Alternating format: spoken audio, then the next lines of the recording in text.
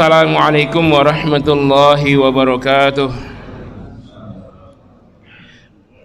Alhamdulillahi wa kafa wassalatu wassalamu ala nabiyil mustafa wa ala alihi wa sahbihi an sidqi wal wafa wa ba'd. Faqala Allah ta'ala fi kitabihil karim, a'udzu billahi minasy syaithanir rajim. Bismillahirrahmanirrahim. Lirrijali nasibum mimma tarakal walidani wal aqrabun walin nisa'i nasibum mimma tarakal walidani wal aqrabun mimma qalla minhu aw katsur nasiban mafruḍa. Shadaqallahul azim. Allahumma arhamna bil Qur'an.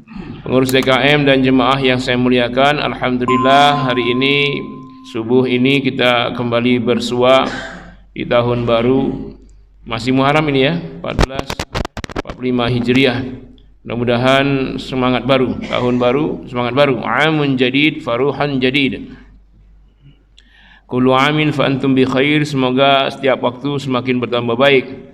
Salawat dan salam semoga terlimpah dan tercurah buat junjungan tercinta Nabi Muhammad sallallahu alaihi wasallam yang telah membawa hijrah umatnya dari kesyirikan kepada tauhid, dari sistem kufur kepada sistem Islam, termasuk sistem al-amwal, perhartaan. Termasuk harta. Jadi harta ini lebih dahsyat sebenarnya aturan Islamnya dibandingkan yang lain.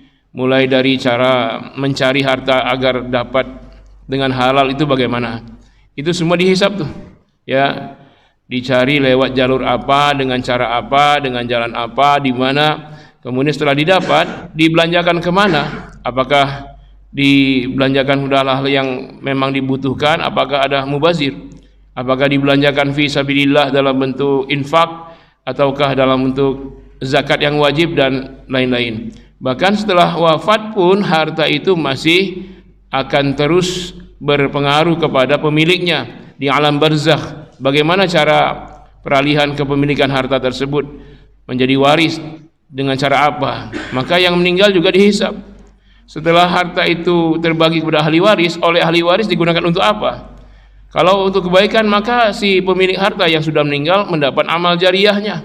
Sebaliknya kalau digunakan dalam hal-hal yang hura-hura, pemuwaziran dan keharaman, maka yang di alam barzah juga mendapatkan dampaknya. Apakah akan menjadi salah satu penyebab nikmat kubur, ataukah menjadi min azabil qabri, di antara azab di alam barzakh.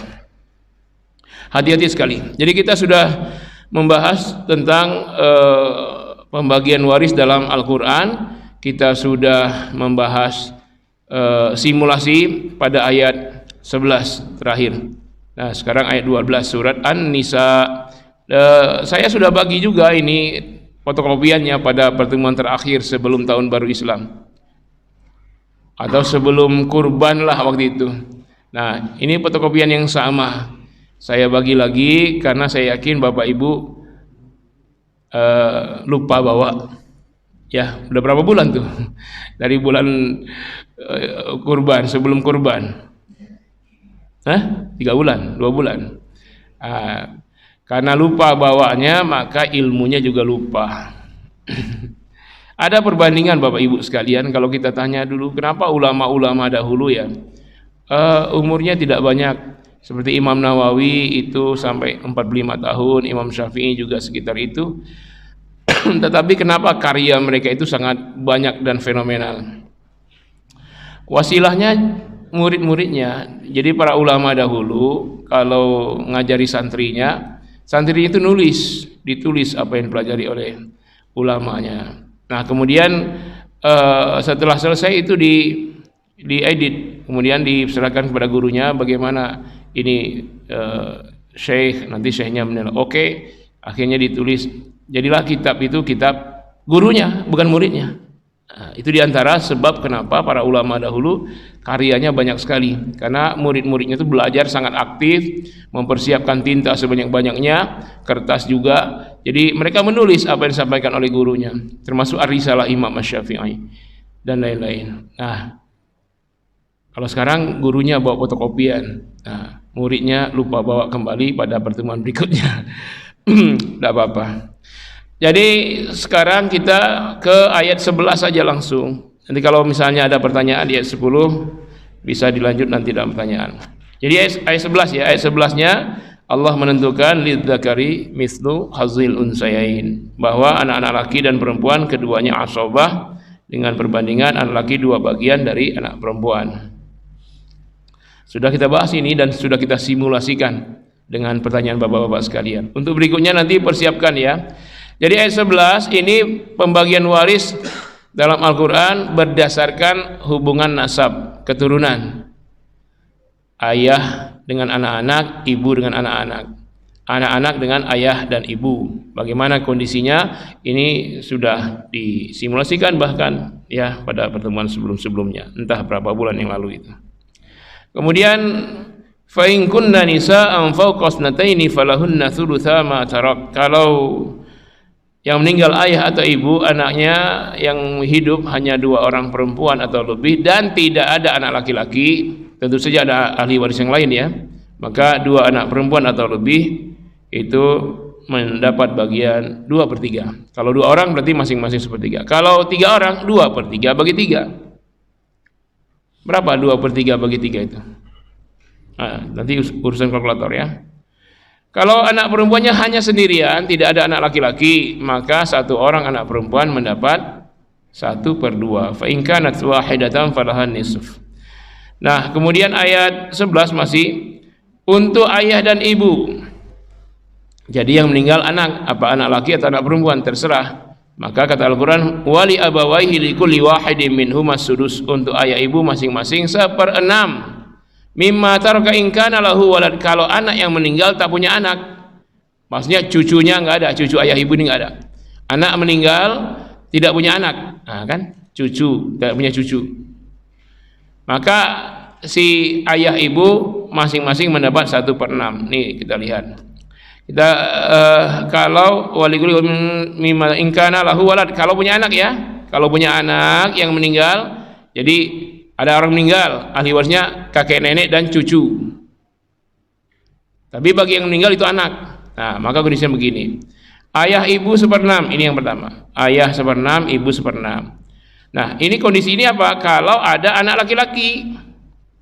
Baik anak laki-laki saja maupun bersamanya anak perempuan. Lihat ini yang simulasi nomor 1 dan 3 ini ya. Jadi ayah ibu masing-masing 1/6, ayah 1/6, ibu 1/6, ayah 1/6, ibu. Yang penting ada anak laki-laki.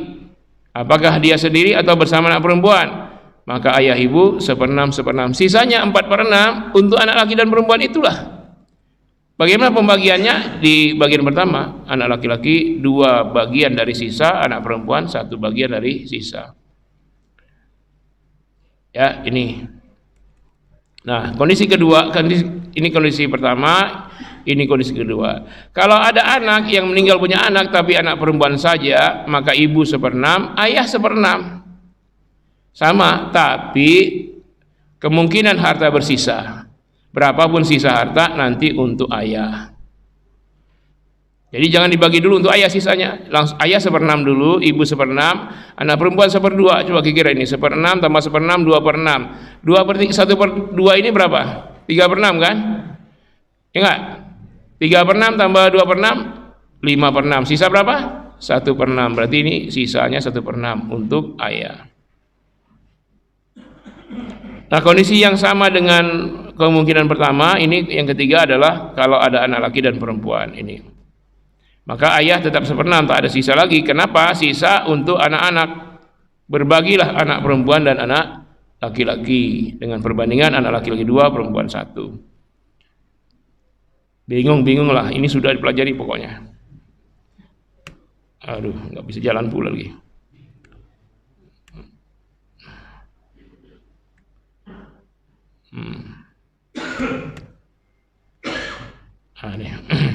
Masih ayat 11.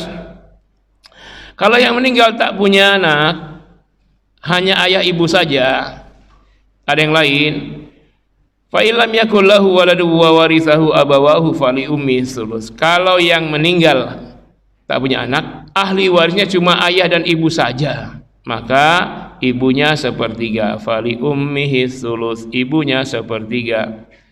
Lalu sisanya mana? Untuk ayah. Tuh, ayah 2/3. Ingat ya, ibu dapat 1/3 ini makan sendiri ya. Ayah 2/3 ini wajib menafkahi pacarnya ini, istrinya. Nah, terakhir ya 11. Fa in kana lahu ikhwah, kalau yang meninggal punya beberapa saudara. Ikhwah ini 2 atau lebih. Kalau satu akhun, kalau akhun atau ukhtun, ikhwah ini 2 atau lebih. Maka ibunya 1/6. Nah, ini ikhwah beberapa saudara, ada beberapa saudara. Ibu 1/6.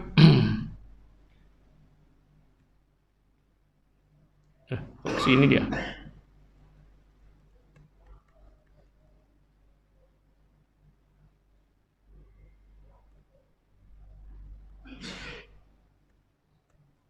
Ah. 12 ini.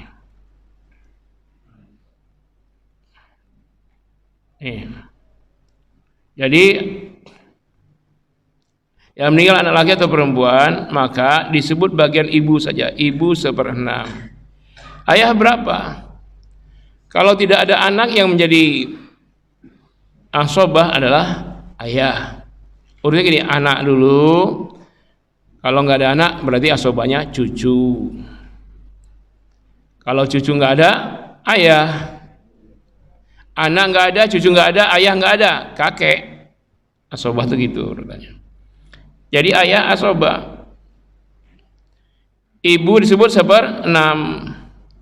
Ahli waris yang lain berapa? Beberapa orang saudara. Beberapa orang saudara berapa bagiannya?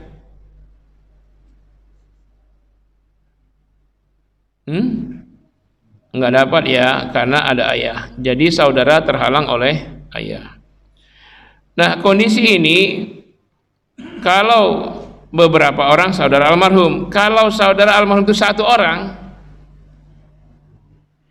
ya, baik saudara kandung maupun saudara seayah atau saudara seibu, maka bagian ayah tetap asobah, tetapi jumlahnya beda. Kalau asobah di sini berapa nih? Ibu 1/6, ayah 5/6. Saudara tidak dapat karena terhalang oleh ayah. Beberapa 2 atau lebih ini ya. Nah, kalau misalnya hanya 1 saudara, ahli warisnya ayah dan ibu, maka ibu dapat 1/3. Kembali ke pasal sebelumnya tadi. Nah, 1 saudara tidak dapat karena terhalang oleh ayah. Nah, asobahnya ayah berapa? 2/3, bukan 5/6, tapi 2/3. Ini ayat 11. Pembagian waris berdasarkan hubungan darah, nasab atau darah. Dan ini syaratnya mim ba'di wasiyati yusa biha audain. Setelah selesai semua urusan hutang piutang dan wasiat almarhum. Jangan bagi dulu. Selesaikan hutang almarhum, bayarkan, lunaskan dari harta waris itulah. Ya, kemudian selesaikan juga wasiat-wasiatnya, baru kemudian dibagi. Anda lihat di sini. Aba'ukum wa abna'ukum la tadruna ayyuhum aqrabu lakum naf'a. Aba'ukum, ayah ibu kalian. Aba ini asal usul, ayah ibu, kakek nenek, poyang. Wa abna'ukum, keturunan, anak laki perempuan, cucu laki, cucu cicit, anak cicit, cucu cicit, cicit. Ketika kalian mati, la tadruna ayyuhum, kalian tidak tahu siapa di antara mereka, antara ayah ibu kalian, kakek nenek dan anak-anak keturunan, aqrabu lakum naf'a, yang paling dekat memberi manfaat kepada kalian. Jadi kita mati, pikirin tuh, dari ayah ibu kita, dari anak cucu keturunan kita yang akan terus memberi kita manfaat selama di alam barzakh. Berapa lama kita dari meninggal sampai kiamat? Kalau kita meninggal misalnya kiamat 100 tahun kemudian, apa yang terjadi di alam barzakh 100 tahun? Apa kita dapat nikmat kubur atau azab kubur? Kan menentukan itu. Umur kita belum tentu 100 tahun. Antara kita mati ke kiamat itu 100 tahun. Coba bayangkan selama itu dapat azab atau selama itu dapat nikmat. Jadi jangan dianggap setelah selesai kita mati harta waris tak berpengaruh, udah aman, saya udah mati, nggak ada urusan yang hidup. Enggak, antum tetap berurusan dengan harta antum yang antum tinggalkan. Jangankan harta yang antum cari 1 perak, 2 perak, 3 perak, antum dapat bonus aja harta rezeki nomplok lalu antum belanjakan, itu berpengaruh. Apalagi harta yang kita cari berkeringat, peras keringat, itu lebih berpengaruh lagi setelah kita meninggal. Jadi termasuk harta itu kalau dipoya-poyakan oleh anak kita atau dijadikan untuk maksiat, kita berdampak, Pak. Pertama yang berdampak adalah dengan cara apa dia beralih hak, dengan cara Islamkah atau cara seenaknya, maka itu berdampak kepada antum di alam barzah. Ini jarang dikaji oleh Ustaz. Dianggapnya kalau orang sudah mati urusan nggak selesai. Ada hadis katanya 3 urusan yang akan tetap berpengaruh, yaitu amal jariah, ilmu bermanfaat, anak yang soleh. Itu di hadis, betul. Nah sedangkan ini di Al-Quran, ya, Al-Quran adalah sumber yang pertama, sumber hukum yang pertama sebelum hadis. Nah selesailah sudah pembagian waris berdasarkan hubungan darah keturunan. Sekarang pembagian waris berdasarkan hubungan pernikahan. Ini tema baru. Kalau yang ini yang lama, yang jadul. Nah sekarang kalau yang meninggal duluan adalah istri, bagaimana warisan untuk suami? An-Nisa ayat 12. Walakum nisfu ma taraka azwajukum illam yakul lahunna walad. Untuk kalian para suami, setengah dari peninggalan istri kalian jika istri kalian meninggal tak punya anak. Tidak ada anak dia, ya. Baik nikah sama-sama gadis bujang atau menikahi janda tak punya anak lalu meninggal dia, maka si suami mendapat setengah kalau istri yang meninggal tidak punya anak. Istri ya Pak, is one, is two, is apa itu? Jadi suami mendapat setengah, istri tak punya anak, lalu setengah lagi untuk siapa? Pastilah setengah lagi untuk keluarga istri. Orang luar yang dapat waris hanya istri atau suami, sisanya keluarga hubungan darah. Ingat ya? Jadi orang di luar keluarga yang dapat waris hanya suami saja, enggak ada waris buat mertua, enggak ada. Waris untuk saudara, untuk besan, enggak ada. Ya, dalam Islam cuman yang dapat waris di luar hubungan darah hanya suami atau hanya istri. Dah, walakum nisfu ma taraka azwajukum illam yakul lahunna walad. Nah, kalau istri punya anak bagaimana? Meninggal dia punya anak, maka Al-Qur'an mengatakan fa in kana lahunna walad, seandainya dia meninggal punya anak, falakumur rubu', maka kamu suami mendapat 1/4 mimma tarokna, dari peninggalan istri. Tapi penunaiannya apa? Mimba di wasiyati yusi biha audain, setelah lunas semua hutang dia dan semua wasiatnya sudah ditunaikan. Begini skemanya. Yang meninggal istri, ahli waris suami, dan ada anak. Anak berapa? Berapa anak? Sisa tadi yang pasal 1. Berarti ini apakah ada anak laki atau anak perempuan? Terserah. Anak laki saja atau perempuan saja, atau lagi perempuan keduanya ada, baik itu 1 orang atau lebih, maka suami 1/4. Pokoknya asal ada anak. Ini termasuk juga asal ada cucu sama. Ya, walad di sini maksudnya keturunan, anak cucu. Kalau ada cucu gimana? Ya suami 1/4. Keturunan maksudnya ya. Nah ini istri meninggal punya anak laki, anak perempuan. Anak laki saja atau perempuan saja terserah. Suami mendapat 1/4. Coba kalau misalnya istri meninggal, ini anak laki doang. Coba berapa bagian suami? Tetap 1/4. Tapi anak laki doang berapa? 3/4. Kalau dia berdua berapa? 3/4 bagi 2. Kalau anak lakinya 5, 3/4 bagi 5. Kalau misalnya ini suami sama anak perempuan saja, suami berapa? 1/4. Anak perempuannya 2 orang, berarti berapa anak perempuan? 2/3 tadi yang ayat sebelumnya. Kalau anak perempuannya 1 aja, berapa anak perempuan? 1/2. Iya kan? Yang tadi itu. Coba lihat. Kalau anak perempuannya 2, nah ini tadi kalau anak laki perempuan lengkap. Tuh. Nah, sekarang kalau 2 anak perempuan 2/3, ya kan? Nah, kalau anak perempuan 1/2. Nah, dah itu. Nah, sekarang yang tadi ayat 12. Kalau dia punya anak, maka suami 1/4, anak baik laki atau perempuan, baik salah satunya ada atau kedua-duanya ada, maka suami 1/4. Yang sisa 3/4 untuk anak-anak. Dalam 3/4 ini berbagilah laki-laki 2, perempuan 1. Seandainya ada 2 anak laki, 2 anak perempuan, berapa di sini?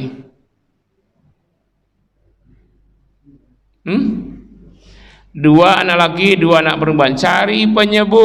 Cari penyebutnya tinggal dikali jumlah, lalu semua jumlah ditambah. Misalnya 2 anak laki-laki, 2 anak perempuan.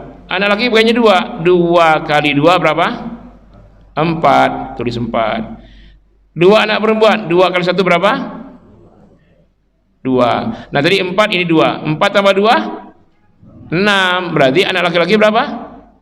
4/6. Anak perempuan 2/6. Masing-masing berapa? Anak laki-laki 2/6, anak perempuan 1/6. Dari berapa? Dari 3/4. Ini SD kelas 3. Matematika.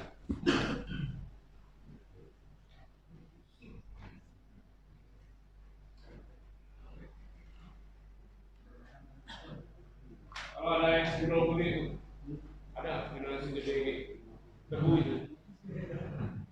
Jadi yang meninggal istri. Nah, ini harus disunat dulu ini ya, videonya.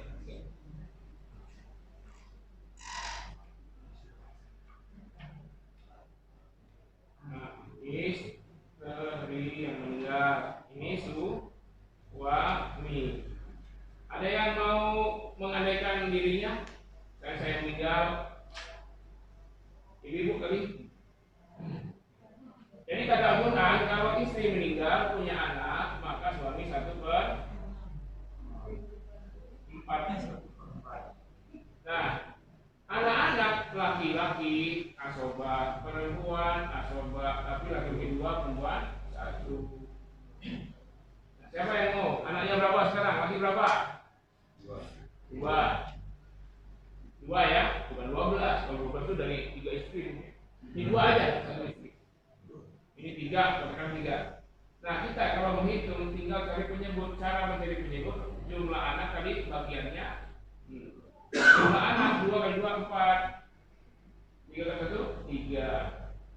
3 tambah 4 7.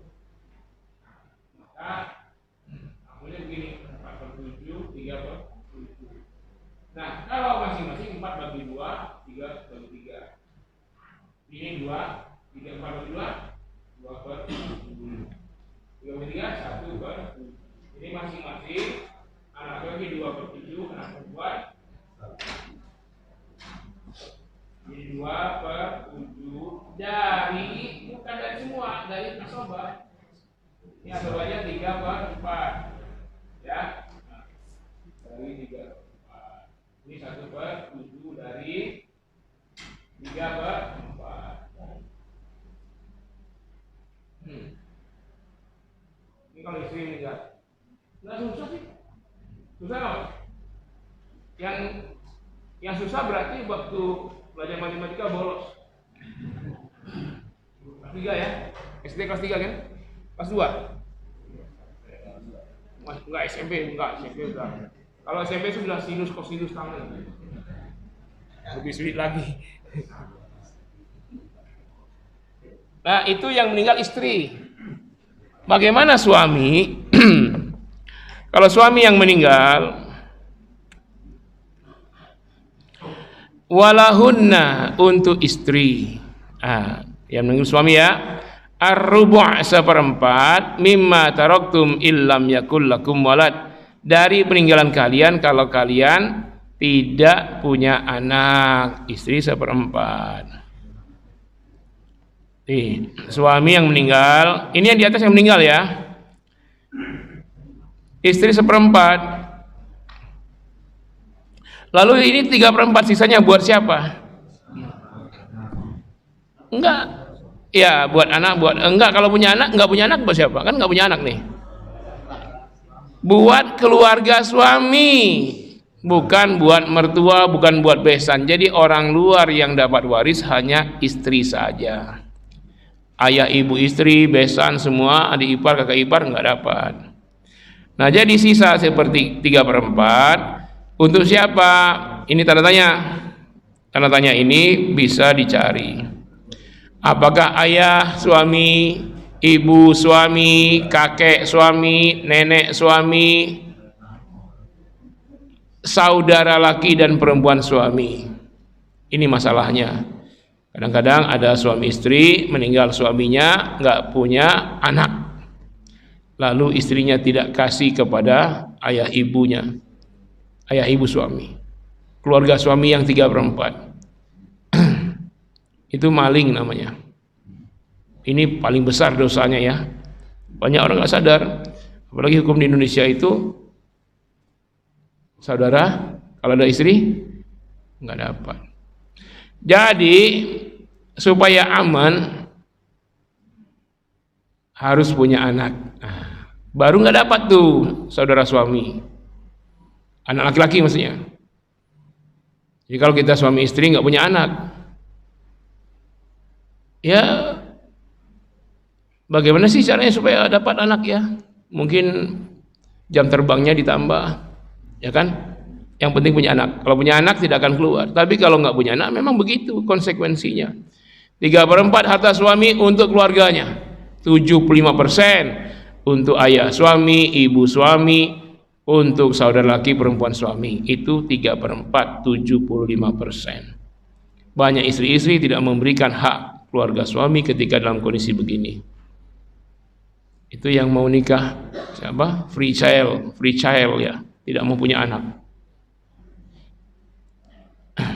Nah, bagaimana kalau suami yang meninggal punya anak, baik anak bersama istrinya maupun anak bawaannya sebelum menikah dengan istri? Kata Al-Quran, fa in kana lakum walad, kalau kamu suami yang meninggal punya anak, falahunna thumun, untuk istri 1/8 mimma taraktum, dari peninggalan kalian, dengan syarat telah lunas hutang dan wasiat. Nah, begini skemanya. Meninggal suami, ahli waris istri 1/8. Ada anak, berapa bagian anak? Sisa, kan aman, nggak keluar kan harta kan? Nah, untuk anak, berapa bagian anak? Kalau ada anak laki-laki, baik anak laki-laki saja maupun bersama anak perempuan, mereka berbagi dalam 7/8. Asobahnya berapa? 7/8.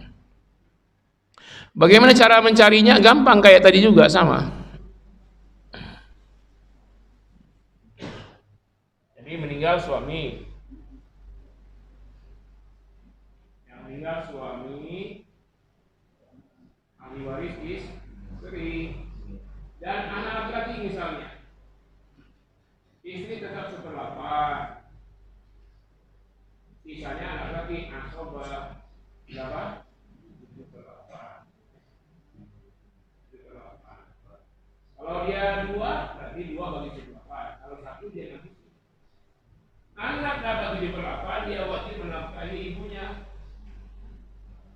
Kan ini berlanjut terus. Jadi termasuk kalau dia punya saudara perempuan, katakanlah punya saudara perempuan misalnya, ini suami, ahli istri. Nah, kalau kondisi begini bagaimana ini? Anak perempuan 1 orang, istri tetap 1/8, tapi anak perempuan 1/2, ya nggak? Jadi nggak ada dari. Nanti ada sisa ini berapa? Ini kembali ke keluarga suami, ayah suami, ibu suami. Ini kan 4/8 ya, 4/8, 1/8, 5/8, 3/8 sisanya. Nah, kalau kondisinya ada anak laki-laki aja, terserah ada anak perempuan atau tidak. Kalau ini kan, ini balik ke keluarga inti. Nah, kalau kondisi begini, maka sama-sama anak-anak asobah istri tidak 1/8, asobah laki 2, perempuan 1. Berapa anak laki, berapa anak perempuan? laki-laki 4, perempuan 1. Nah, caranya kan 4 kali 2 berapa? 1 kali 1?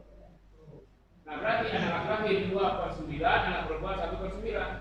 Dari mana? Ya ini kan 8 bagi 4, 2. Ini 9. 1 bagi 1 ya 1. 1/9 dari 7/8. Kita dari semua.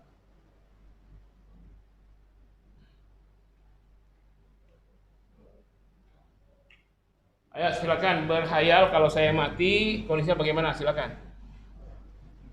Tapi berhayal aja, jangan diaminkan. Tapi kan pasti mati juga.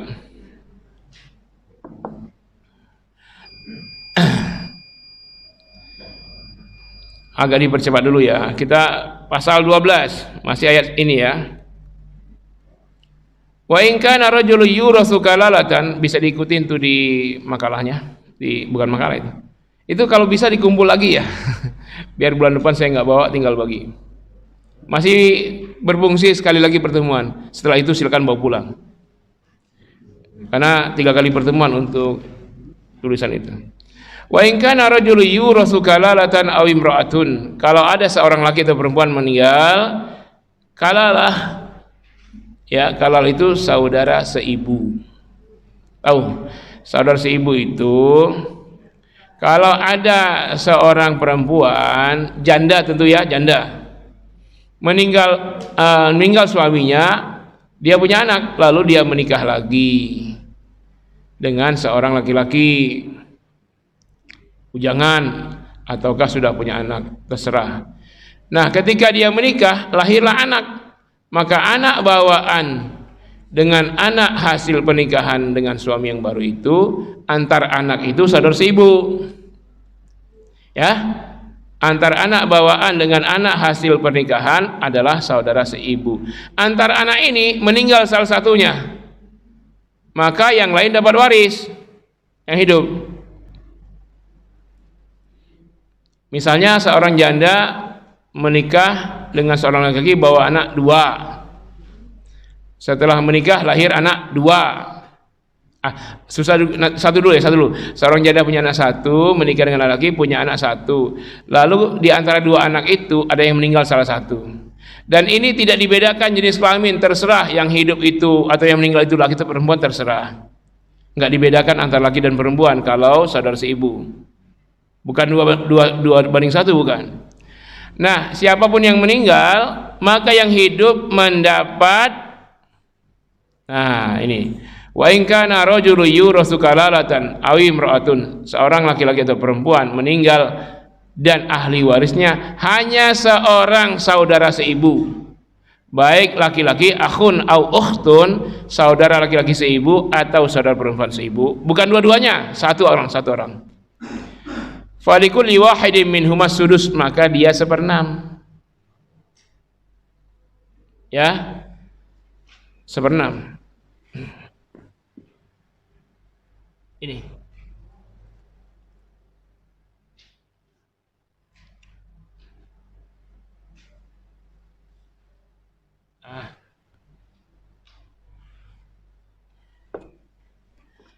Jadi 1/6, sisanya berapa? 5/6. 5/6 untuk kerabat yang meninggal. Ya, apa ayahnya? Bagaimana ibu sambungnya? Ibu sambungnya nggak dapat. Ya. Nah, siapa lagi? Mungkin saudara kandungnya ada. Mungkin saudara seayahnya, itu 5/6 kembali ke situ. Jadi saudara seibu, entah laki entah perempuan yang hidup, yang meninggal juga entah laki entah perempuan, yang penting saudara seibu, maka dia 1/6 kalau sendirian. Kalau ada 2 orang saudara seibu atau lebih, Al-Quran mengatakan ya, fa in kanu aktsar min dzalik, lebih dari 1, 2 atau lebih ya, fahum syuraka'u fi thuluts, maka 2 saudara seibu yang hidup itu 1/3. Nah, 2 atau lebih saudara laki atau perempuan seibu, maka dia 1/3, sisanya 2/3. Untuk siapa? Untuk kerabat saudara seibu yang meninggal itu, entah ayah kandung, yang jelas bukan ibunya, karena ibunya bukan ibu kandung itu. Apa saudaranya kandung, apa ponakannya, pokoknya ke situlah nanti. Tidak ke keluarga ibu. Keluarga yang dari ibu sambung itu hanya saudara seibu saja. Nah, ini kata Allah mim ba'di wasiyah. Pembagian ini setelah selesai wasiat. Yusobiha, yang dia wasiatkan dengan harta warisnya, bukan dengan harta orang. Yang dia wasiat, saya berwasiat kalau saya meninggal dunia, harta Abu Rizal Bakri untuk masjid Jabalur Rahmah. Gimana? Kita kok meninggal wasiatkan harta orang? Ya harta dia yang meninggal itu. Audain, atau lunas semua hutang ghaira mudhar. Ini catatan, ghaira mudhar, yang bukan haram. Jadi nggak boleh yang haramnya. Misalnya dia bunga bank, dia minjam, yang dibayarkan dari harta waris hanya pokoknya saja. Yang haram tak boleh. Dan memang tidak usah dilunasi dalam Islam. Itu seburuk-buruk harta itu. Makanya jangan ada riba. Ghaira mudhar. Atau utang jual beli narkoba. Itu enggak boleh dilunasi. Yang dimaksud hutang halalnya.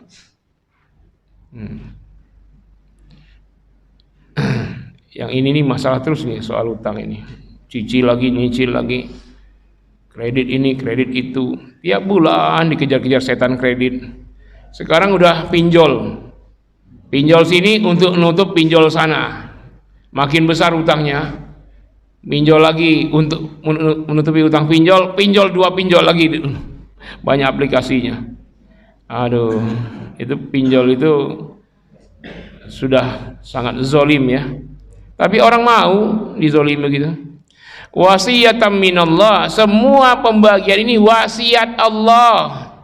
Kalau wasiat itu wajib, wasiat manusia aja wajib. Wallahu alimun halimun, Allah maha mengetahui, Allah maha lembut. Nah inilah ayat 12, terakhir nanti ayat 176, pembagian waris berdasarkan hubungan persaudaraan. Baik, ini dulu, barangkali ada diskusi, silakan.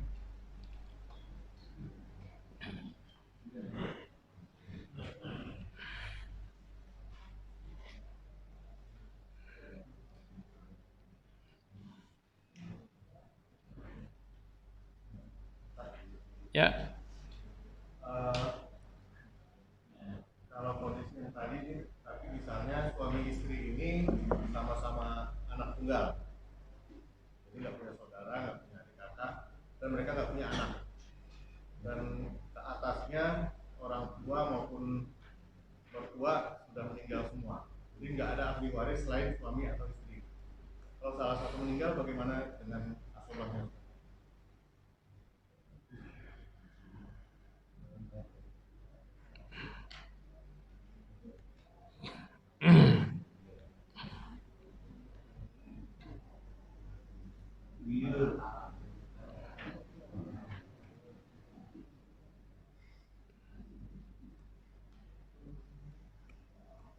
Ini lihat, seorang meninggal, ini yang merah-merah ini asoba Pak, ya, yang tulisan merah dan background coklat.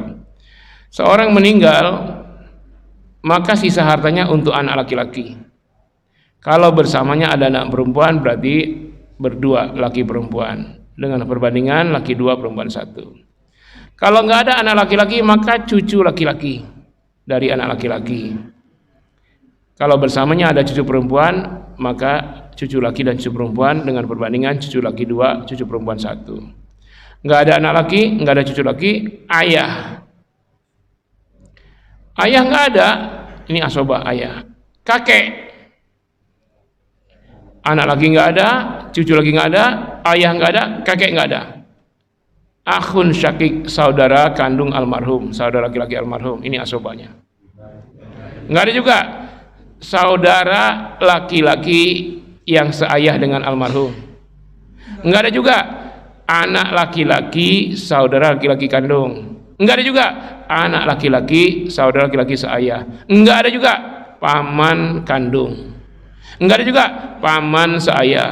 Enggak ada juga anak paman kandung. Enggak ada juga anak paman seayah. Enggak ada juga, masa sih? Nanti ini masuknya, ini anak laki-laki saudara, ini anak laki-laki saudara laki kandung ini kalau nggak ada, ini juga bisa turun ke sini Pak, cucu laki-laki. Ini nggak ditulis karena kemungkinannya ya cucu laki-laki dari saudara laki-laki. Nggak ada cicit, nggak ada anak cicit, nggak ada cucu cicit sampai terus.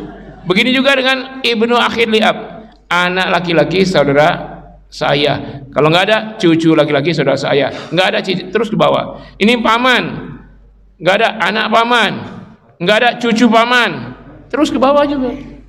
Ke atas juga begitu, kakek, nggak ada kakek, ayah kakek. Kalau masih ada, masih hidup, umurnya panjang, cari pasti ketemu, pasti ketemu. Kalau memang setelah dicari sama sekali tidak ada asobahnya, kalau telah berdiri sistem Islam, maka sisa itu masuk ke Baitul Mal. Kalau tidak ada sistem Islam, kayak sekarang belum ada, maka sisa itu balik ke ahli waris yang ada. Paham nggak? Misalnya sekarang nggak ada, ini Baitul Mal sekarang ini bukan sistem Islam ya.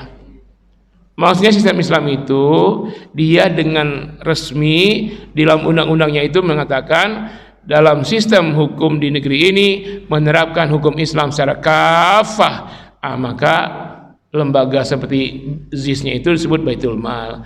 Maka sisa harta waris yang tak ada ahli waris masuk ke Baitul Mal. Tapi kalau sistem sekarang tidak kafah, maka itu sisa harta waris kembali ke ahli waris yang ada, walaupun dia perempuan bukan asobah. Seorang hanya punya anak perempuan satu orang aja, setelah dicari semua, kan sisa setengah ya, anak perempuan setengah nih, setengah lagi kemana? Dicari semua, anak laki, cucu laki, ayah, kakek, kalau saudara laki kandung, saudara laki saya, anak laki saudara kandung, anak laki saudara saya, paman kandung, paman saya, anak paman, enggak ada semua, balik ke anak perempuan satu orang. Maka anak perempuan mengambil semua harta. Kalau sistemnya belum Islam kafah.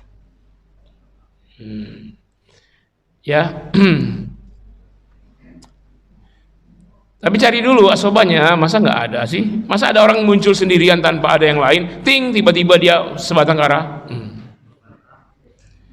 Kadang-kadang keengganan untuk mencari, takut harta keluar dari keluarga inti, itu yang mungkin. Ya, makanya nggak mau cari dia. Pokoknya nggak ada aja dah. Cari dulu. Ya, siapa tadi Pak? Ya silakan.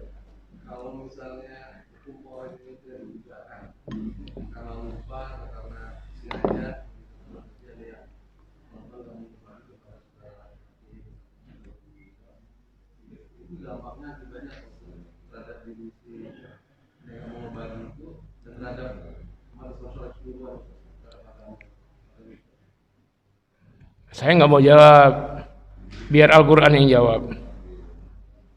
Ya, ini kalau tidak diterapkan ya. Ini ayat al-waris, ayat 11, 12, surah An-Nisa. Di ayat 13, 11 Allah jelaskan begini-begini pembagiannya sekian-sekian. Dah 12 juga. Kata Allah, tilka, demikianlah.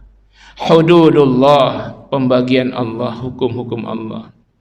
Wa may yuti'illaha wa rasulah, barang siapa yang taat dengan Allah dan Rasulnya terkait hukum waris, yudkhilhu jannatin tajri min tahtihal anhar, Allah masukkan dia ke surga, mengalir sungai-sungai di bawahnya, khalidina fiha, mereka kekal selama-lamanya di surga. Wa dzalikal fawzul azim, itulah kemenangan yang besar. Di dunia dapat harta waris, di akhirat masuk surga. Mau? Sebaliknya baca sendiri. Wa may ya'sillah, barang siapa yang durhaka kepada Allah, wa rasulahu, dan durhaka pada rasulnya, wa yata'adda hududahu, melanggar hukum warisnya, yudkhilhu naron, Allah masukkan dia ke neraka jahanam, khalidan fiha, kekal di dalamnya, walahu adzabun muhin, baginya azab yang teramat hina. Sudah terjawab? Allah yang jawab, saya nggak mau jawab.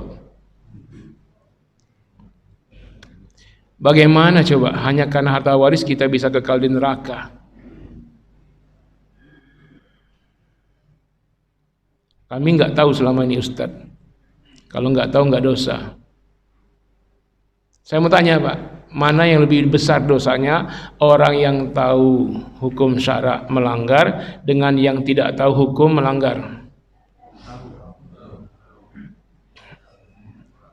Ayo jawab, yang tahu hukum melanggar, yang tidak tahu hukum melanggar. Dalilnya logika, ya kan? Kalau di hadis Nabi disebutkan orang yang tidak tahu melanggar hukum syara dosanya berpuluh-puluh kali lipat daripada yang tahu. Hadis riwayat Imam Ibnu Khuzaimah sahih. Kenapa? Karena kalau orang yang tahu melanggar, hatinya resah. Kemungkinan kalau hatinya resah, dia menyesal, maka dianggap Allah taubat. Sehingga boleh jadi dia meninggal dunia diampuni. Karena dia tahu dia melanggar. Yang tidak tahu melanggar, hatinya normal, biasa-biasa saja. Sudah melanggar, biasa saja. Murka Allah. Sudah melanggar, hati tak menyesal. Allah murka. Yang kedua, orang yang tahu lalu dia melanggar, kemungkinan untuk mengulangi ada kemungkinan, tapi kecil. Aduh, saya baru melanggar, masa melanggar lagi? Yang tidak tahu melanggar, maka dia akan ulangi pelanggaran yang kedua, pelanggaran yang ketiga. Yang ketiga, yang tahu melanggar berkemungkinan dia akan mati, sebelum mati dia bertobat. Tapi orang yang tidak tahu melanggar, dia akan mati membawa dosa besar. Anda kredit rumah sekarang, Anda tahu itu riba kan? Hati menyesal, masih riba juga, hati menyesal, mati. Anda menyesal itu jangan-jangan Allah anggap taubat. Anda riba kredit rumah, tidak tahu itu pelanggaran, nggak pernah ngaji, senang aja, enjoy, riba lagi kredit mobil, riba lagi kredit motor, riba lagi, mati.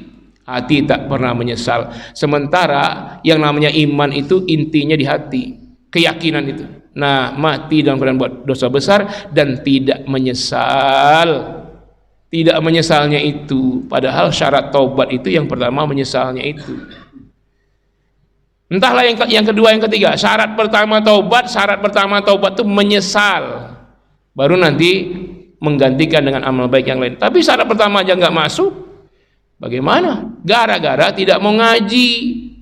Lalu dia berkata kalau melanggar hukum dan dia tahu dosanya lebih besar, akhirnya orang berlomba-lomba tidak mau tahu, akhirnya tidak mau belajar.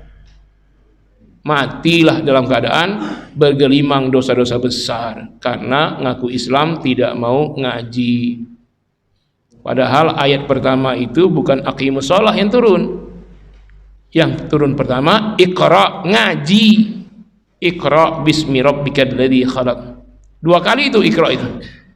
Ya, iqra bismi rabbikal ladzi khalaq, khalaqal insana min 'alaq. Iqra wa rabbukal akram. Ngaji. Makanya para ulama sepakat sebelum berkata, sebelum beramal, berilmu dulu. Imam Bukhari mengatakan al-ilmu qabla al-qawli wa qabla al-amali, qabla al-qawli wal amal. Berilmu sebelum berkata dan beramal. Jadi rukun pertama kewajiban seorang mukmin setelah syahadat adalah al-ilmu, menuntut ilmu. Baru amal. Sekarang banyak orang beramal tanpa ilmu. Ya, Imam Bukhari, Imam Syafi'i sama mengatakan harus berilmu sebelum beramal.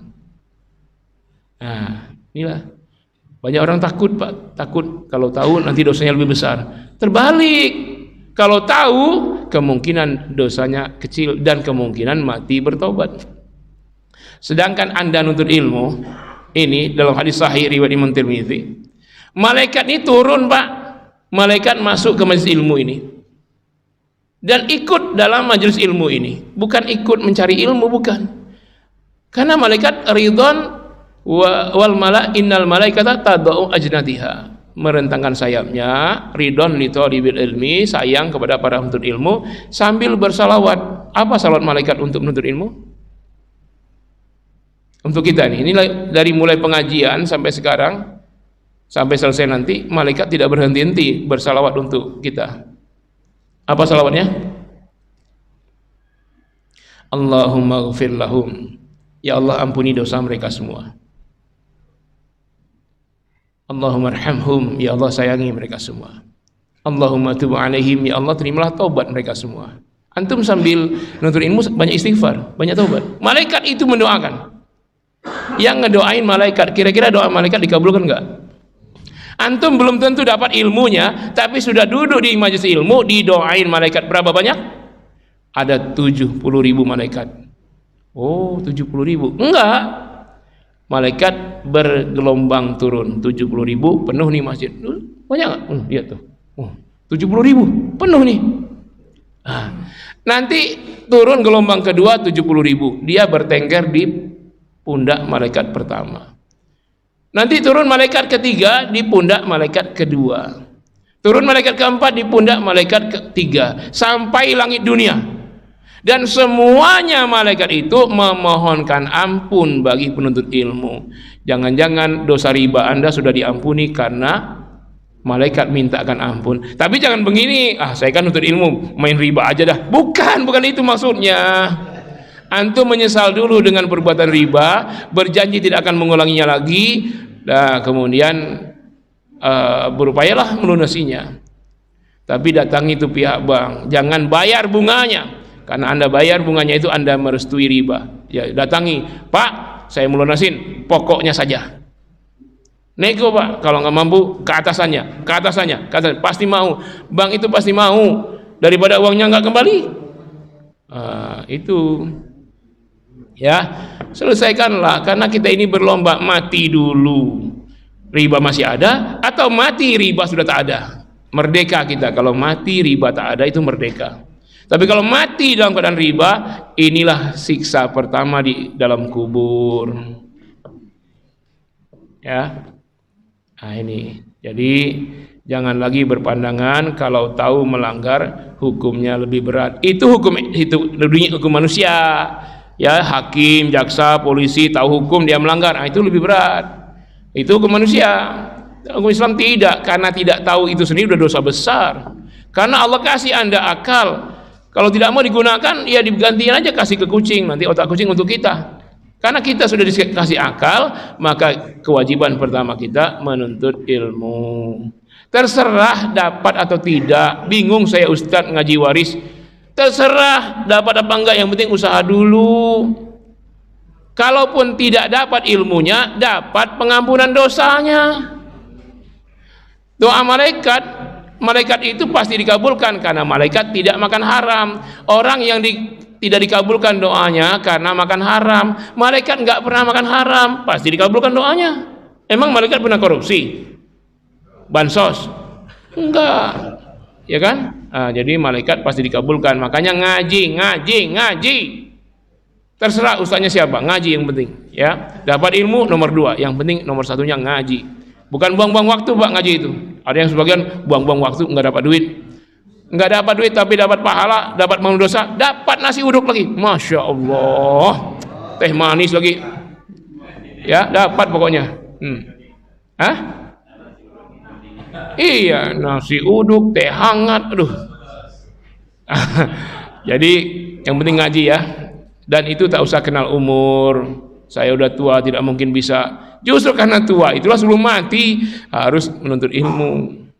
Apalagi waktu libur kita tidak ke kantor, tidak kemana, ya panjang lah. Bila perlu ada training, itu saya training nanti tanggal 16 September di Masjid Asy-Syarif BSD.